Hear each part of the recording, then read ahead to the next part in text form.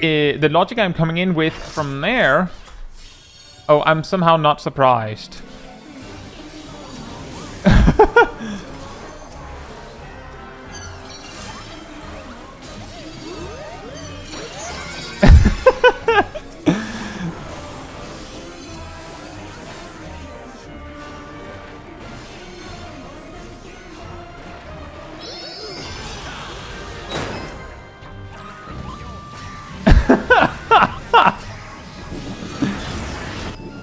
Welcome back to the Mentor Roulette grind. This time, we're playing pure healers, meaning White Mage and Astrologian. And we definitely got a very standard healer distribution of duties.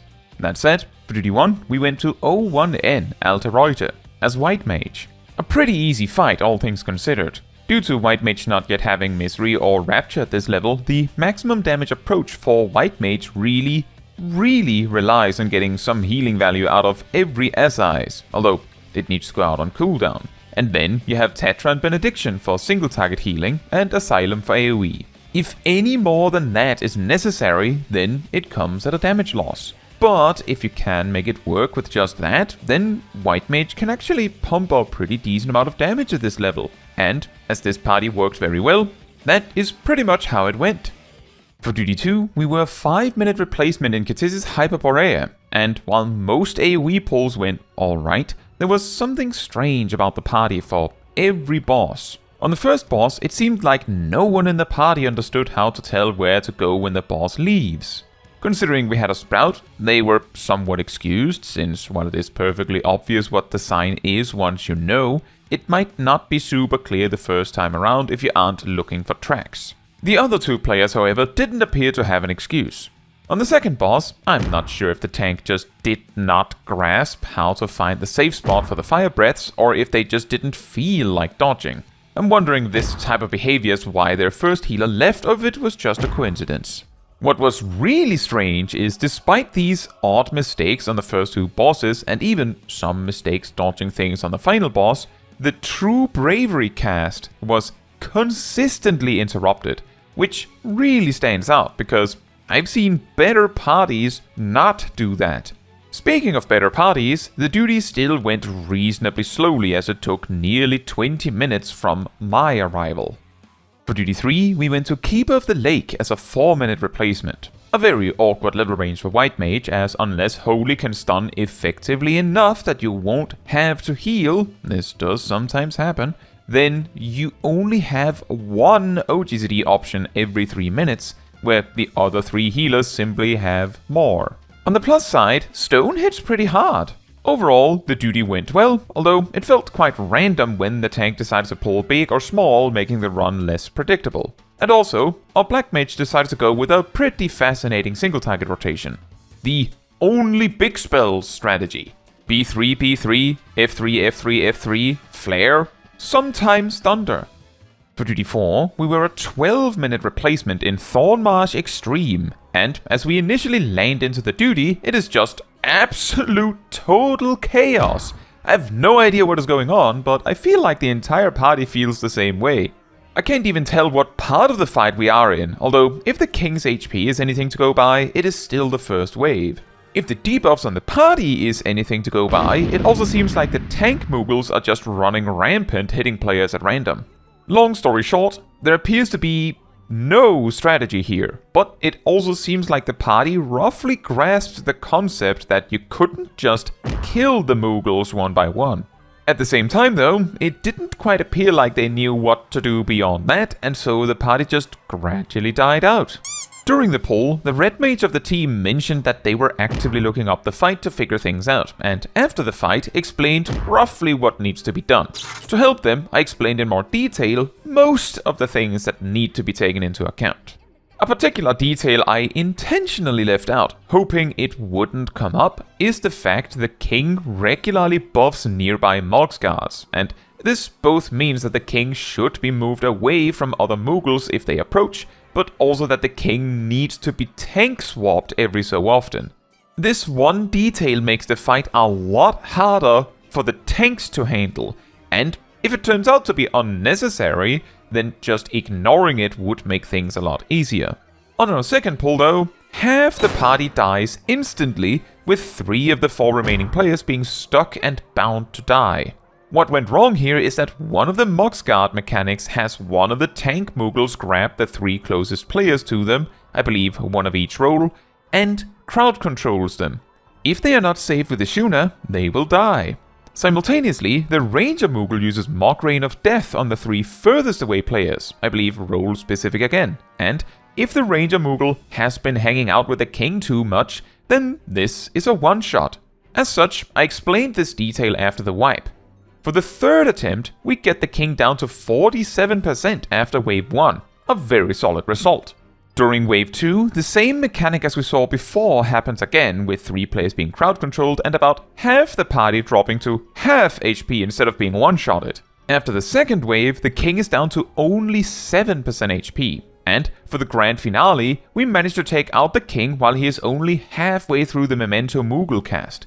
Granted, we had 5% echo, but still, an incredible improvement and a solid run by what seemed to be a large amount of first-timers. For Duty 5, we went to Haukke Manor as a 1-minute replacement. A lot of replacements today.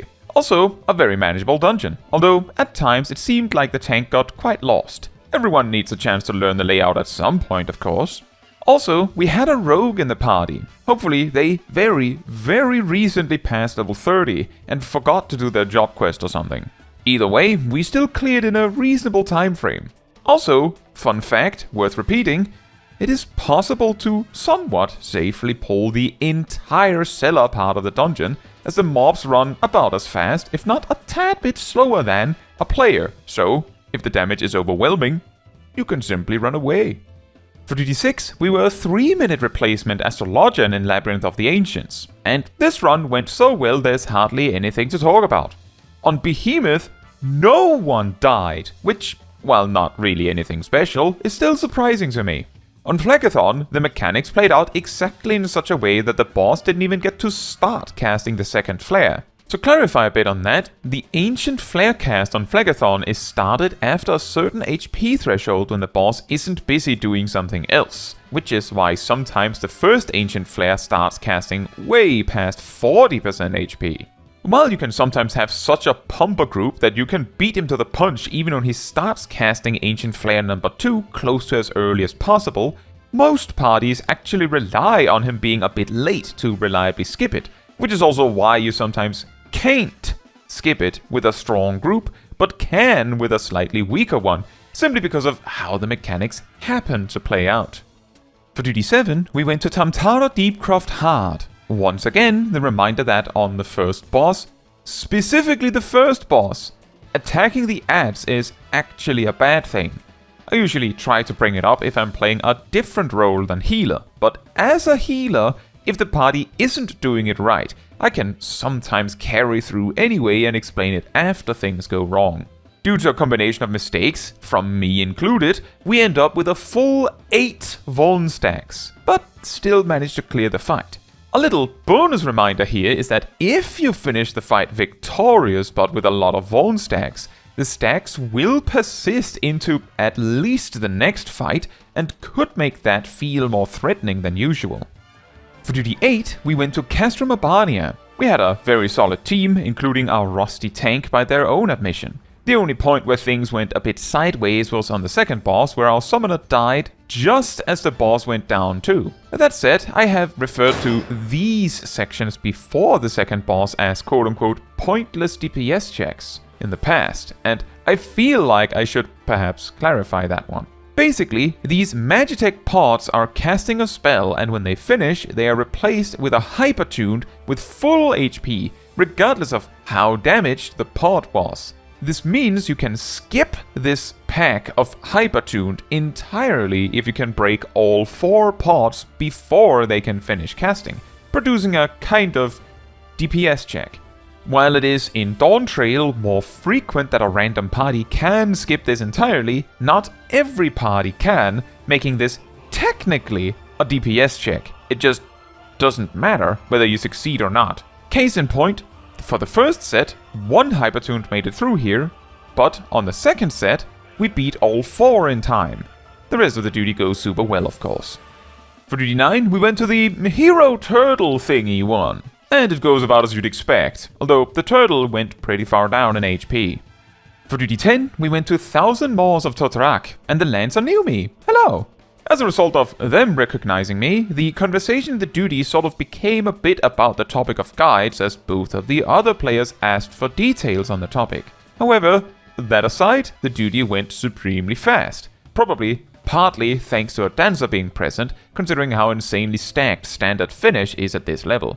Our tank also pulling somewhat fearlessly also helped. As an astrologian in this level range, all you can really do to maximize damage is dot up as many enemies as possible, since as long as a dot lasts at least a measly 9 seconds, it beats Malefic, and if it goes beyond, well, a dot dealing 500 potency over 30 seconds is quite something in this level range. As such, we cleared in about 8 minutes. For duty 11, we went to Amdapor Keep, and both the tank and Black Mage knew me. Hello! For the majority of the dungeon, I specifically placed my ranged damage cards, primarily on the Red Mage, because of the fact that more often than not, especially in this level range, most Black Mages I run into make a lot of mistakes, like the one in Keep Up the Lake. Meanwhile, Red Mage, while still very capable of being played wrong, tends to be more intuitive at this level, so most just don't do it wrong. However, in this party I noticed the Black Mage do pretty well, so I started to try and adjust more in the later half. Amdapor Keep is also one of the most open dungeons in the game, allowing you to pull several packs down extremely long corridors if you like. However, as a tank, this also means you may need to pay slightly more attention to what kind of team composition you have. The reason for that is that these giga pulls you can do are so long that mages can't really participate that much during the run, unless they're a summoner, of course. And the size of the pull makes it kinda dangerous if everything survives until the end. However, simply having a scholar or sage, or maybe an astrologian using lightspeed, and maybe one melee or ranged physical cleaving away at the pack as it is being pulled makes it a lot easier to handle. I mainly bring this up because this party we have here, being double mage, would precisely have trouble with giga pulling everything all at once. This also much better explains why a tank would split up the pulls in smaller bits. I'm not saying a party like this cannot handle such a giga pull, there just is much less to be gained from doing it that way with double mage. That said, the duty still goes very well with no major issues. For duty 12, we went to Bardam's Mettle as White Mage, and Lichor and Kay are here.